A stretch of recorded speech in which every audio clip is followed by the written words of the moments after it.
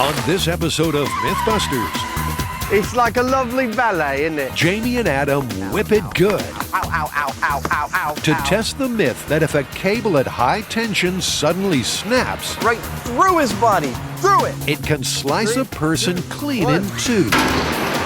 I love hearing big sounds in the next room. And meanwhile, Grant, Carrie, and Tori make beautiful music to find out if sound can be recorded onto pottery. I know it would be like to be married to you. And played back just like a record. That's creepy sounding. Who are the MythBusters? Adam Savage and Jamie Heineman. Aren't tracer rounds illegal? Between them, more than 30 years of special effects experience. That's what I'm talking about. Joining them, Tori Belleci, What could go wrong? Carrie Byron, Going for total annihilation. and Grant Imahara. I'm flipping as fast as I can. They don't just tell the myths, they put them to the test.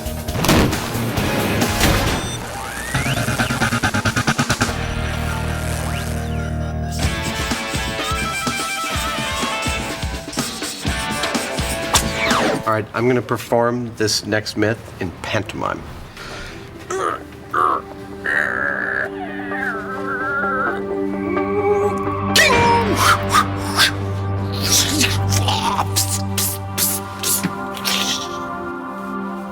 What do you think? Okay. We're talking about killer cable slice, I believe. Exactly. And this is when a cable under tension snaps and it cuts you in half, Allegedly. allegedly. Allegedly. The theory is that if a cable is stretched taut, the tension can become so great that if it were to snap, it could cut a person in two. Not a pretty picture. Not pretty at all, as this footage filmed on the USS George Washington shows. A cable that was supposed to stop a jet broke and whipped across the deck. Luckily, one crew member had lightning-fast reflexes, but 5 others had no time to run. Dramatic proof of this real-life peril. You know, I'm a little worried about this one. I'm not sure how easy it will be to get the cable to behave in a predictable fashion, like where it's going to go when you snap it. Well, that sounds like a perfect opportunity for a bench test. We should do a scale model and see how we can make the cable snap predictably. Well, also, actually, with that, we can figure out where the most dangerous place to be in there, like the kill zone. Sure. To set up the bench test, Jamie screws on clamps at either end of a table. Then he secures parachute cord from one end to the other and tightens it until it's stretched taut. Adam measures and marks out a scale model floor plan. It's about 50 by 30, and it's gridded out in 1-foot marks so that I should be able to see where the cable's going for each of these tests. Razor at the ready. Yeah, that's sharp enough. High suits ready? Okay, here we go. Test number 1, no obstructions. The cord soars straight down the center line. It makes all the sense in the world. You're tensioning it, and you release tension on one side. All the force in that cable wants to head towards the other anchor point.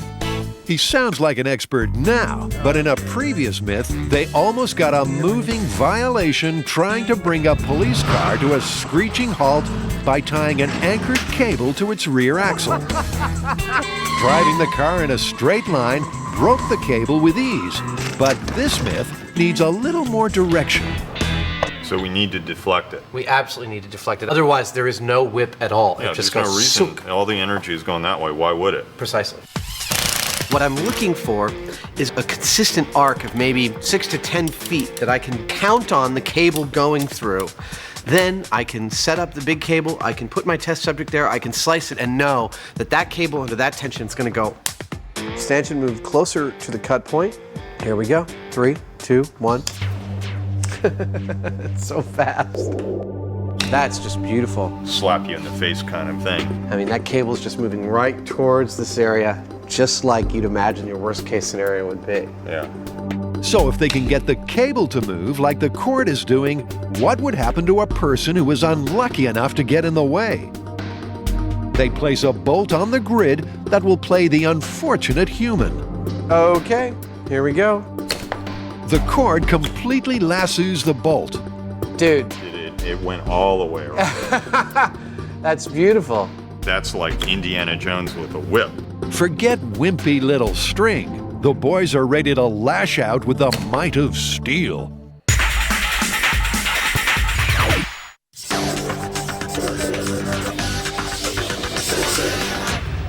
So this myth first came to our attention on the internet. Scientists were playing back sounds inadvertently recorded onto ancient pottery. So somehow, in the mists of time, there was the perfect scenario in which a pot was turning on a wheel and something like straw or anything brushing up against that pot acted as a stylus. And their voice, their laughter, the vibrations from sound actually recorded inadvertently into the clay. Sounds pretty crazy, doesn't it? Sure does. The theory is in ancient times, a potter was working away when there was a noise close by. The force of the sound waves made an imprint like record grooves in the fresh clay. Fast forward to today, and we can play back these sounds from the past using modern technology. First stop is the lair of mega sound system creator Alexander Yule Thornton II, but you can call him Thorny for short. It was given to me in my teens, and I kind of liked it, so I kept it. Every conceivable kind of recording device, spare part, and cool little toy imaginable is hidden somewhere on Thorny's shelves. Barbie steam engine. No, it's a G.I. Joe steam engine. So what's this expert audiophile's opinion about pottery recording? I think there's no question that you could do it. So recording an audio signal in a piece of pottery. Sure. And playing it back. Yes. We just have to prove that it's remotely possible. I don't think it's going to be that difficult. Thorny just happens to have a device on hand that will prove his point. A phonographic dictation machine from the 1930s that was invented by Thomas Edison. Warning, warning, dive, dive, dive. The way the dictation machine worked could be very similar to how it might be possible to record and play back sound from a clay pot. Coming up next on MythBusters, can you get audio off of an old pot? The vibrations from Grant's voice travel down the horn and cause a cutting stylus to make a series of grooves in the wax. You can see the little sort of ruffles in the surface. That is the information as cut. So back in the day, this would be like high-tech. Oh, yeah. To play it back, they simply run a non-cutting stylus back over the grooves. Coming up next on MythBusters, can you get audio off of an old pot? All right. It's a voice writer. That is great. With all of Thorny's knowledge at their disposal, the most burning question Grant has is, Does my voice really sound like that? Yeah. Well, You guys suck. So it doesn't record all of the low pitches. Maybe we should try that recording again. the team thanks Thorny for his sound insight. I don't know, with a shop like this, I have a feeling we might be contacting you again for something else buried in here. feel free. Well, if wax can hold sound, maybe clay can too. Carrie and Tori go to a pottery store to get some supplies. The finer the grade of clay, the better. We're hoping that if we have a fine clay, it won't distort the stylus recording on our pottery. All right, let's go make some pots. I gotta cut my nails first.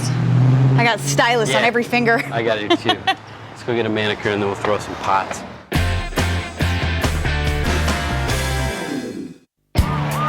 There's high tension all around us. Cables are mighty useful, so there's no escaping them.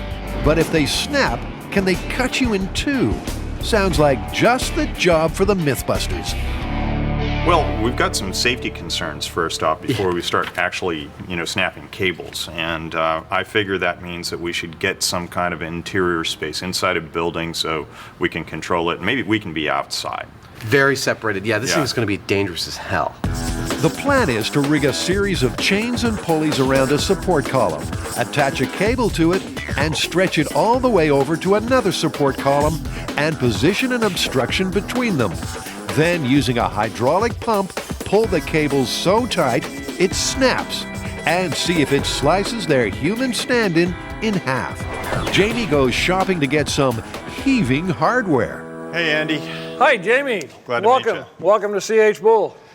Well, thank you. So I've got a project that I need your help on.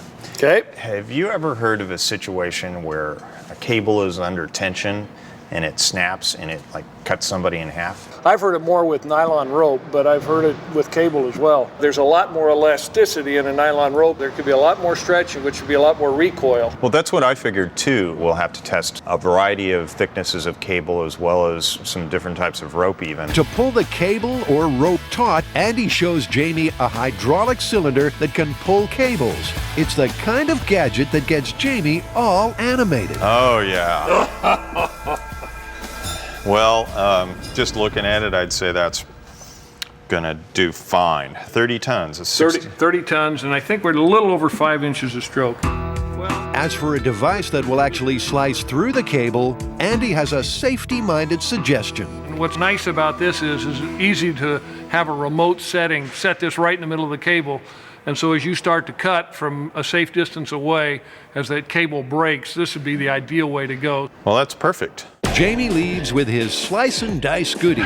Meanwhile, Adam goes to market to get their target. Killer cable stab is not at all a story we can test with Buster. He is good for the falling,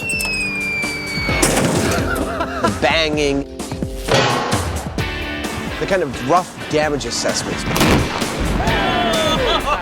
This is a case where we want to find out if a cable can slice a human being in half. We need a much better human analog.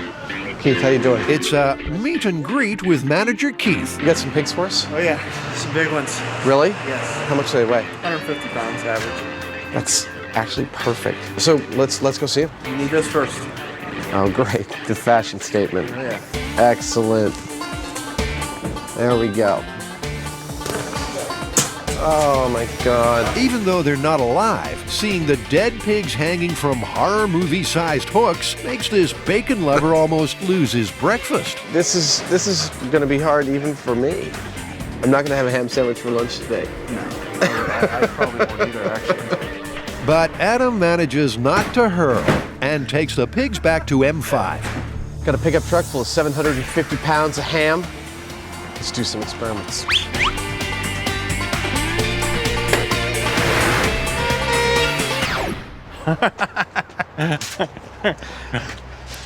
Did you stop some traffic with this lot? Or no, I got a couple of looks, but I got looks like this. People driving by, they saw the pigs, and then they looked in the cab and they're like, oh, it's the MythBuster guy. Along with shop assistant Terry, Adam makes the pigs a little more like human targets. On the advice of one of the experts that we talked to, we're gonna fill back up the cavity where the viscera was with ballistics gelatin. I'm also gonna put in some lungs. Stick it as far up there as it'll go. We like to spread the pain here on MythBusters. Get everyone involved. While they wait to be whooped, the pigs chill out.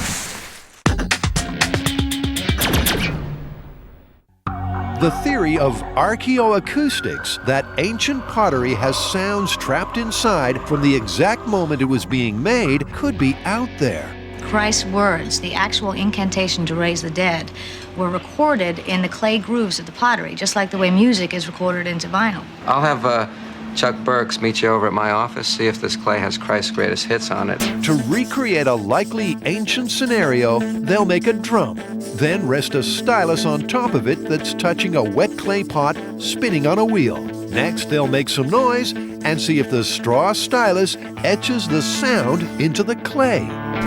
Following in the footsteps of ancient man, Tori and Carrie are going to get primal and make some pots from scratch. Is it that messy that we need to lay down plastic? Yes. The raw smell of the wet earth combined with the romance of the creative process seems to be having a strange effect on Tori. You saw that movie Ghost. I did. Remember that scene? With Patrick Swayze and Demi Moore. Yep. It's a good scene. The one where he was dead? No, I think they were still both alive. Luckily, Carrie has met her share of artistic types with unoriginal designs. Need some help? Back off, Belici. It's off center, it makes it lopsided. Carrie soon learns that shaping a simple pot isn't easy. Sooner or later, it's supposed to center, I'm pretty sure. I'm more off center now than I was before. This is gonna be the worst pot ever. Oh, looks great. Yeah.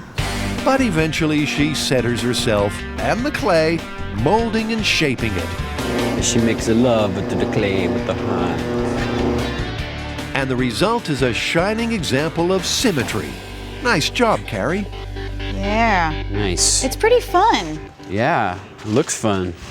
Now it's Tori's turn to take a seat behind the pottery wheel. He slams it into high gear straight away. Talk about a lead foot.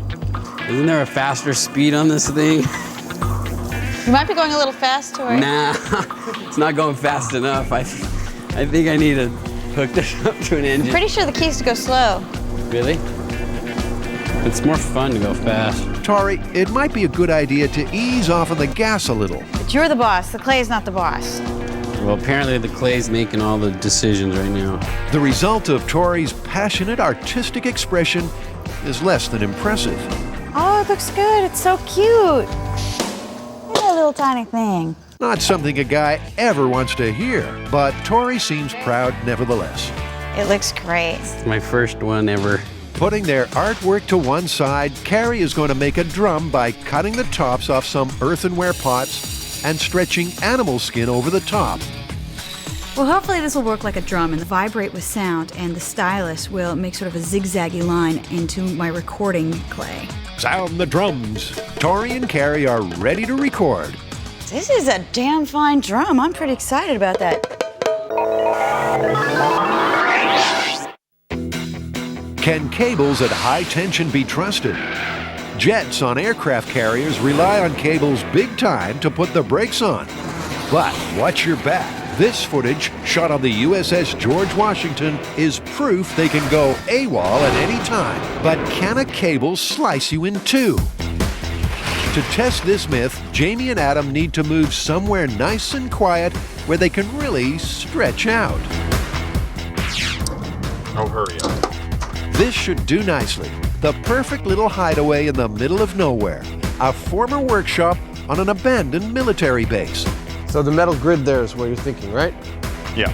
They can't wait to move in and are full of decorating ideas. That's a fine hook to hang a pig on right there. We've got big steel beams to anchor our cables and cable pullers to. We've got a welding grid to put down our bollards and hang our pigs over, and lots of beams in the ceiling. It is ideal. To start with, they're going to build their cable rig. So you're the ghost of Christmas past, is that it?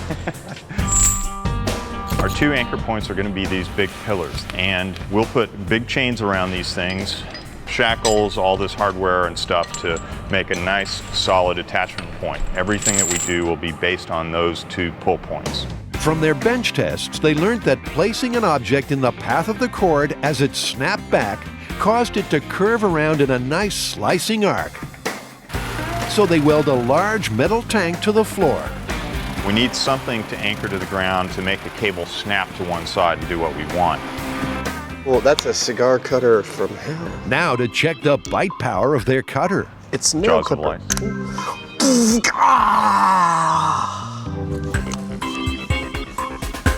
They power it up. And it cuts the steel like it's a piece of string. Damn, brother. Their first test is going to be with rope. Ow, ow, ow, ow, ow, ow, ow, ow. Jamie ties the rope to the rigging, then they crank it until it's nice and tight and position it over the bollard.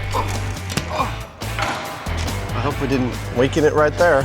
Time to truck in their victim.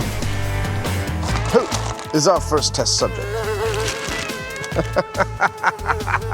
This is horrible.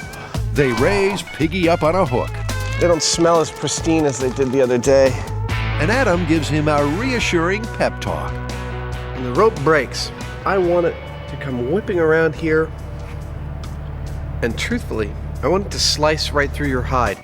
Due to the danger factor, our MythBusters insurance company insisted the entire test has to be executed and filmed using remote equipment. When we snap these cables, they are going to be, 50-foot cable is going to swing possibly in a 50-foot arc and slice not only our pigs, but potentially Jamie or I or a crew member in half. So in order to do this experiment, we need to be completely separated from it. The rope is too elastic for the hydraulic tensioner to pull tight enough.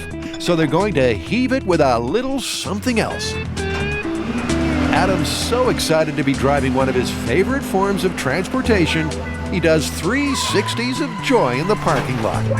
It's like a lovely ballet, isn't it? Man, I love driving this big equipment. Gotta get one of these for myself. The forklift is attached to the rope with a long pulley system of lines that stretch all the way outside. The last touch is to place the cutter on the rope, and they're ready to slice some ham. Cool, let's roll. The team has been stepping back in time to dig up and dust off the myth of archaeoacoustics. That ancient pottery contains sounds from the past that can be tapped into. To recreate a very possible archaeoacoustic scenario straight out of a Pompeian potter's studio, they put their freshly made, unfired pot on the wheel and stand the drum next to it. On top of the drum, they place the stylus, a piece of straw. Tori does a sound check. Look at that. Look how much it vibrates when I do that. Their stylus works, and M5 becomes an ancient times recording studio. Pottery record! Tori will be the talent.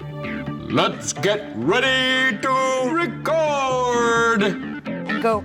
And Carrie, pottery record producer. Like this? Like at it. Okay? Okay. All right, ready? In 3, 2, 1. Pottery record! I see little frequencies, really. They look for a sign in the line that Tori's magnificent tenor-like tone has left an imprint. Definitely, look at this. Yeah, I can see it. It's actually all through here. It looks almost like a braid. Has Tori's voice been stamped into the surface? Then Carrie steps up to the mic. Pottery record! The girl's got some pipes. Oh, I can see little zigzaggies. I can see it. It's really, really fine, but it's there. The zigzag patterns on the clay could be sound imprints, but they won't be able to test their pots until they're completely dry. If we tried to extract anything off of them right now, we'd probably end up destroying the groove because it's too soft. So the Pompeii scenario pottery recording seems to be going pretty well. What's next? Well, there was another version of this myth that appeared on one of those forensic TV shows recently. And, same idea with the pottery on the pottery wheel, but instead of the drum, they just had kind of a brush going along. But they were able to extract audio off of it and get some clue that helped them solve the case. Wait. They're taking the drum out of the equation, which means you have to rely entirely on the brush to pick up the vibrations from your voice? To test the freaky forensic show scenario, the team will spin an unfired clay pot on a wheel, and as it turns, they'll hold a brush against it and make a noise. This time, the drum won't be there to help, so to get the sound to stamp onto the clay, it's all down to the stylus. Potters often use straw as a finishing tool, so Grant cuts up long pieces from a broom. The longer the straw is, the better chance it'll have of vibrating and then maybe making an impression on the pot. Carrie very helpfully tests the stylus. Ah! Yeah, something like that. Maybe it's too low pitch. Ah! Oh, now it's moving. Look at it. Screaming is fun. You don't get to do it anymore.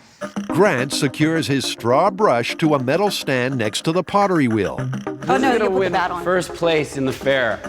Maybe second place. And Carrie says what all forensic investigators wish they could. You crazy killer! Yeah? I didn't realize you were going to do it that loud. I'm trying to get a good chance. To make my left ear go deaf. Okay. I think you got it. Carrie, you're killing me not so softly.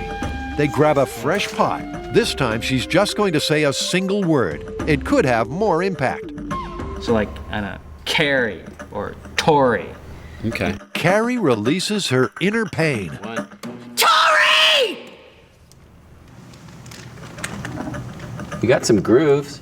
Is it deep enough? Any one of those grooves could capture that information. There are definitely some mystery cuts and nicks on the clay. But were they caused from sound vibrations? Or was it just the force of Carrie's breath that moved the straw?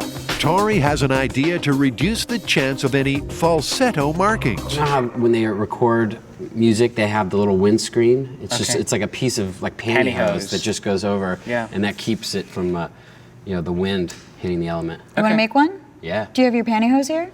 I'm wearing them. I can take them off. Get the spare pair in your toolbox. A windscreen should help block Carrie's breath. Got your pop screen all ready? Yep. To try and focus the sound on the stylus even more, they cut back the bristles on the brush, so just one piece of straw is concentrated on the clay. A quick vocal warm-up, and the voice of an angel rings out. Tori! Or maybe make that the devil. That was a good one, Carrie. Now I know what it would be like to be married to you.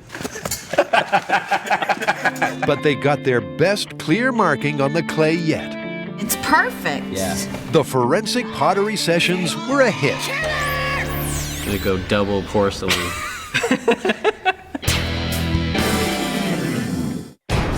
Newsflash, a snapping cable can cut you in two. Or that's the myth, and Jamie and Adam are about to find out. For their first test, they're going to start with rope. All ropes and cables have different safety ratings. Once they start stretching, the guys will monitor the pounds of force they're at. And when it maxes out, hit the trigger switch of the cutter. I'm just waiting on the Heineman to give me that thumbs up. All systems are go. Adam moves the forklift forward, and little by little, the rope inside tightens. 1,000. The pressure rises. 2,000. Okay, it's at 3,000. And Jamie activates the cutter. How did that work? It seemed good? I just left this thing, all the valves open, and turned on the pump. Okay. And it just immediately went. Excellent. So it was right at 3,500. Shall we go in and take a look? I think so. Well, it kind of looks like it made contact with the pig. From examining the pig's hide, it looks like the first cut isn't always the deepest. Sometimes all you get is rope burn. It doesn't look like it did any real damage. Damage sustained by pig? Nothing. Don't get me wrong. If you were standing here, you might be in a lot of pain at this point, but you would not be in two halves. They check the high-speed camera footage to see how the rope flew when it snapped. Yeah, it just wrapped around it. Again, looking at that shot, I'm thinking the pig wants to be close to the real ripping point. The guys move the pig closer to where the point of impact should be. What we want to get is the pig right at the end point of the whip, the three-quarter point, where the centrifugal force is the greatest and where presumably the speed would be the highest. They get a new section of rope, stretch it out, and try again. Jamie does the count. 2,000. And Adam pulls the rope. 3, 2, 1. That sounded more like it. That sounded like a gunshot. 3,000 pounds on the nose. And you pulled the trigger. Yep, I got it right. It sounded like a whip crack. So how's the hog looking? Always like Christmas, finding out if actual science occurred. Hey, dude, there's some visible damage here. Does the mark go all the way around or just right there? Nope, there's a little bit of a mark over here. Even though the rope was traveling at 227 miles per hour and they got their first real solid whipping action, again, it didn't even cut through the pig's skin. We got a real strike from the rope test, and it seems to have left one heck of a nasty rope burn on our test subject here. It would not be pleasant. However, I don't think that it would have killed a person. Time to move on to something with teeth. It's not got enough beef to it. Or should I say pork? It's time to fire your writer. Sit back, relax, and hum along to the theory of archaeoacoustics, that you can record and listen to sounds on pottery just like your favorite piece of vinyl. Using Edison's dictation machine that recorded voices onto cylindrical cylinders of wax as their inspiration, Tori! The team may have got some sounds to stick onto their pottery. Now, how do they play them back? I teased out something very fabulous from your pottery there. In the lab over at X-Files, they used an extraordinary sound extraction laser device to pull out an ancient insult. What is it? It's Aramaic. It's the language of Crespo. It literally says, I am the bearded cow-like sea beast. In the real world, a laser would pick up every speck of dust and dirt on a clay pot. So Grant is designing a playback system using old turntables that's more retro, but also more reliable. This is a technique that was pioneered in the late 60s. Basically what it consists of is the tone arm from a record player, and you connect that to an amplifier. It's better to use some type of physical stylus that contacts the medium to get the best audio quality. First, he removes the arm off one of the turntables. Then he needs to make a new stylus because the one that came with the record player is too sharp to put onto clay. The cartridge that I've taken off of the record player has a little needle on it. But if we drag that needle across any pottery, it's probably going to destroy them. But there's a way around that, and that is to make a glass stylus. Here we go. Must be the reinforced glasses. Yeah, whatever. Muscles. Finally, Grant manages to break the reinforced glass and melts a broken piece with a blowtorch. Hey, you're making a little swan. You're like a little glass sculptor. Do you want me to add to your collection? A poodle this time? All you really have to do is heat the glass until it's pliable, and you pull it out in a very thin string. Once that cools, you can break it off and you have a perfect thread of glass. Heat it up and make a little ball in the end, and you glue it right onto your record player stylus. By attaching the glass stylus to the arm and hooking up an amplifier, that's the sound of my fingerprint. DJ BC is in the house and ready to rock some pots. All right. Now all we need are some pots with some sounds on them.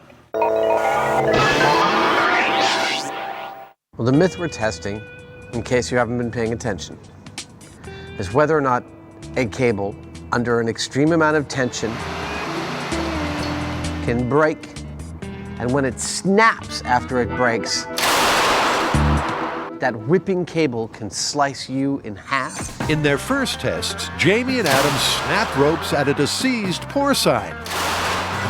Even though they got some direct hits, the cord didn't give the pig anything more than a case of nasty rope burn. But steel cable is a whole lot stronger. I suspect this is totally possible to achieve.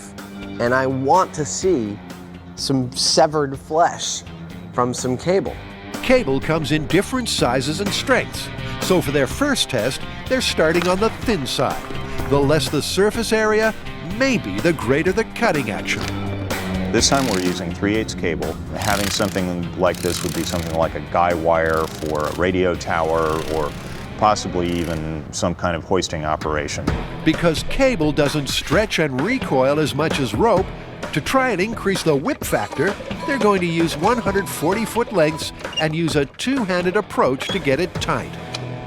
We're using the extended reach forklift to pull all of the slack out and even put a fair amount of tension on the cable with it. And then finally, when we get it up to a pretty high level, we'll use the piston to pull the rest of it out, and we cut it. Everyone except Adam exits the building.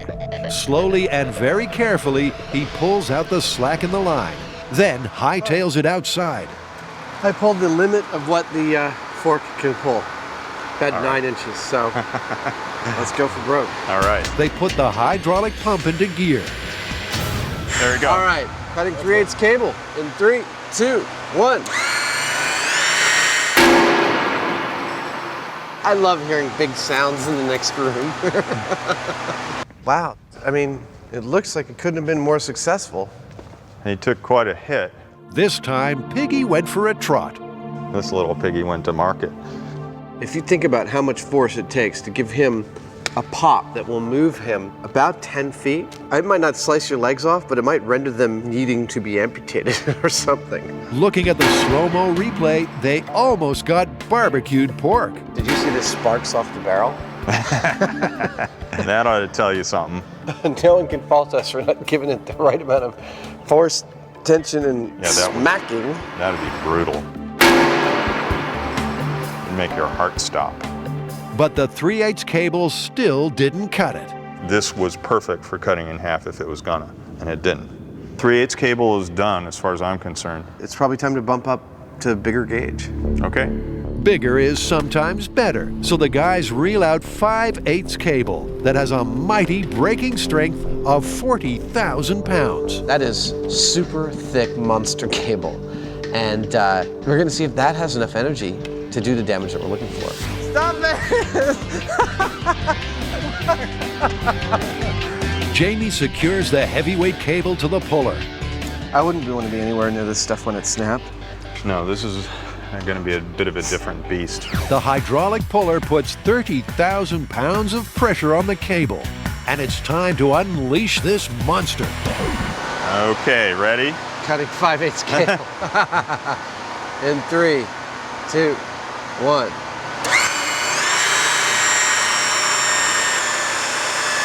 Oh.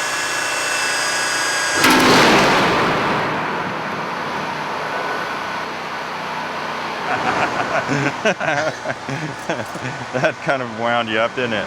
Wow. They go inside to inspect the whack factor. Pig's still in one piece, but it went a little further, didn't it? He went a lot further. The pig took a massive hit, but he's still not cut in half. Dude, that is so... It was a good hit. Brutal. I don't reckon that there's any other hit we could have gone for that would do any better than that. We were pulling 30,000 pounds or more on it when we cut it. And 30,000 pounds, I mean, that's like 10 cars or so of energy that's getting let go, bang, like a shot of a gun. Looks like the killer cable myth isn't such a snap after all. I can't imagine anybody looking at that footage and not thinking that somebody standing there would have gotten killed. I mean, the pig was just brutally hit. That he was pulverized in his midsection. No, I agree. That is not a survivable hit, but that's not the myth. The myth is that that snapping cable can slice you in half, and we don't have a sliced up pig. No, we don't. I don't know what we're going to do to achieve it. Oh, we've got to figure it out. Back at Base BC, the team have dug up a theory that's been buried in the sands of time, that ancient pottery can contain sounds from the past. You crazy killer! Attempting to record onto clay, they think they might have got some sound to embed onto pottery. Now, to try and play it back. There is one primary piece of scientific evidence that does support this myth. Yeah, in 1969, there was a letter published in the Proceedings of the Institute of Electrical and Electronics Engineers, of which I am a member, where they claim to be able to record and play back the sounds of a potter's wheel in a piece of pottery. To listen, they place the now-fired Pompeii pot onto the pottery wheel and spin it like a record on a turntable. Then they put Grant's glass stylus in a groove and are all ears. Okay, get it. Whoa, better get the RPMs right, guys. Luckily, it didn't break, and they try again. Okay, ready? As the pot rotates, they can clearly hear the stylus scraping as it moves over the surface of the clay, but nothing else. Go to this one, because this is a good groove here. Grant finds another groove to trace further down the pot. What?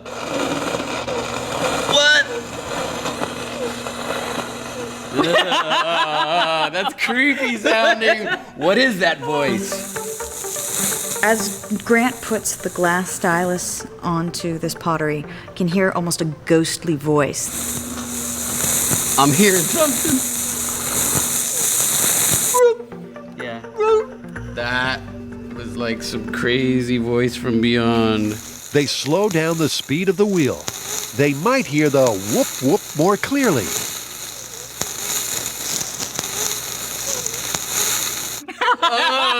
It sounds like some demon possessed. I had to stop, okay. It's giving me chills. Okay.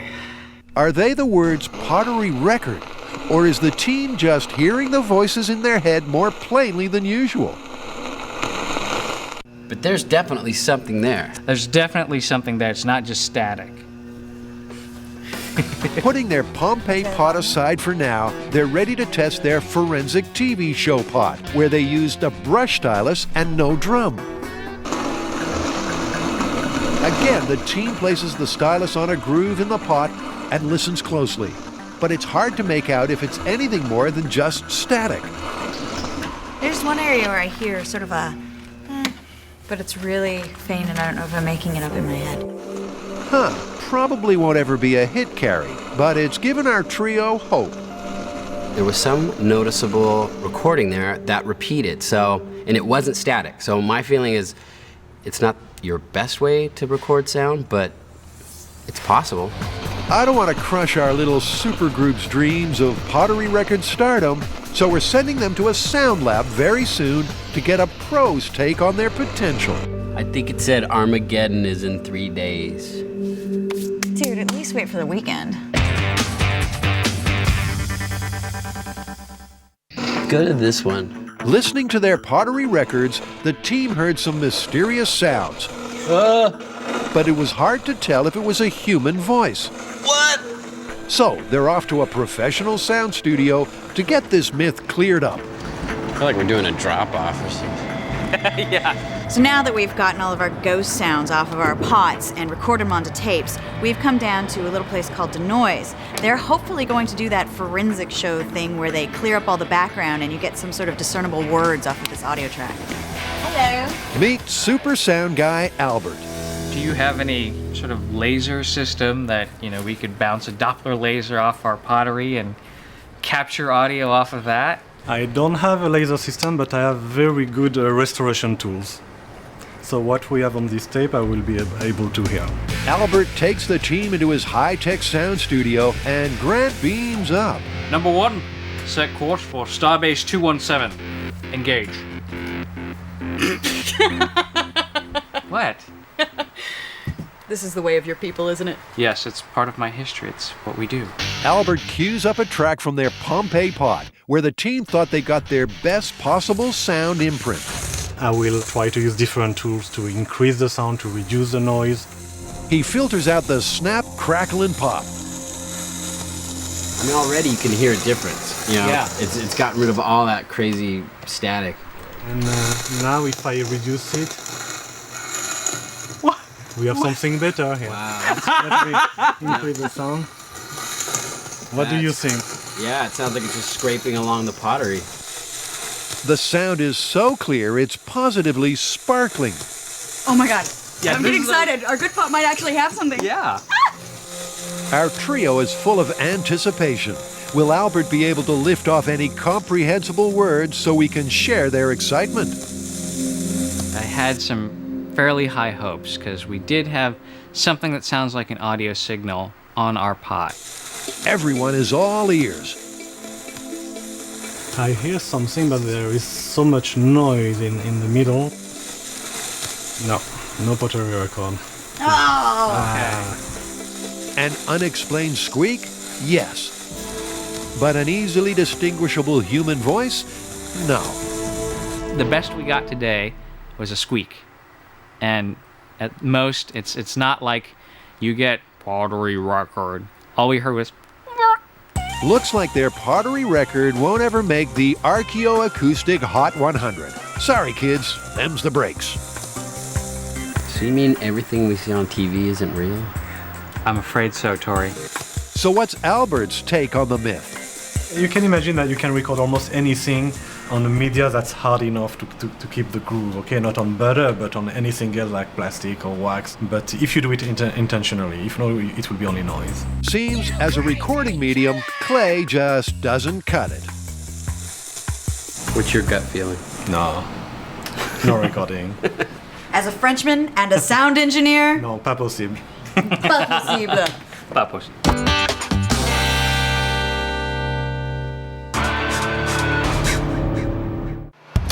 Playing Piggy in the Middle hasn't been a whole lot of fun for Adam and Jamie.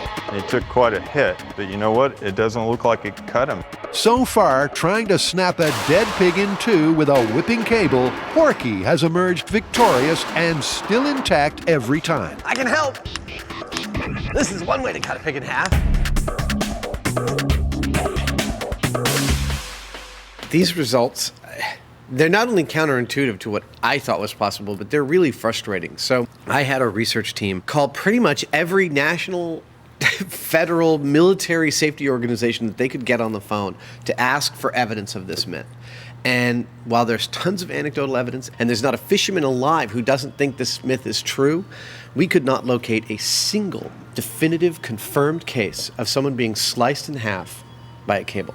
Well, the myth says that the cable will slice you in half like a hot knife through butter. Well, there are plenty of recorded fatalities, and we showed that a snapping cable can kill you. Well, you know what happens now?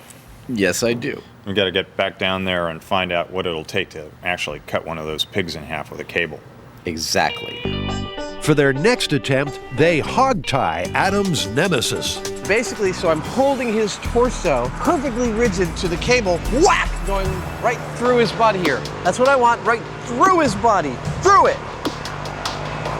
This time, the idea is to combine the best of both worlds, from thick and thin cable, mass and cutting action, by attaching a piece of 3/16 cable to the end of the monster line. We're hoping that this little whip gets such high speed from its instantaneous yank from the big cable that it'll cut the pig. Pressurizing the cable. 5/8 cable with a 3/16 whip. The tension builds. But will they get their release? Okay, cutting the cable in 3, 2, 1. Made a good loud sound. Damn. It sounded satisfying, but the pig was faking. No dice, no slice. The myth's not looking good at this point. No, we're not getting anywhere near the carnage we thought we'd be able to get. The stress of no success is making Adam a little loopy. This time, we're actually going to attach a loop of 3/16 cable to the 5/8 around the pig, anchored to the grid. You see what I'm talking about? You see what we're doing? I think we're good to go, man. We got the loop, everything's tied down. If he doesn't get a result this time, please don't hold me responsible for his actions. Final death loop. Oh, please, please let there be a pig cut in half in there. That's it? He's not cut in half at all. Sorry, Adam. The hog is still whole. Let's go get a sword. A meat cleaver. If anything is about to snap, it's Adam. That's all we can do, right? Jamie, never say that to a man whose eyes are glazed over. Well, look, I'm just gonna go back to the forklift and pull back the forks until that cable goes through his midsection. Okay. Warning, if you're a sensitive soul, now is the time to avert your eyes. Things are about to get a little disturbing. All right, I'm good to go. Like a man possessed, Adam floors the forklift and proves pigs really can fly. There we go. Hey! Woo! Oh, man. It smells even worse now. Pork salad. Let's get her into the truck. I'll take the top half. I'll split the duty.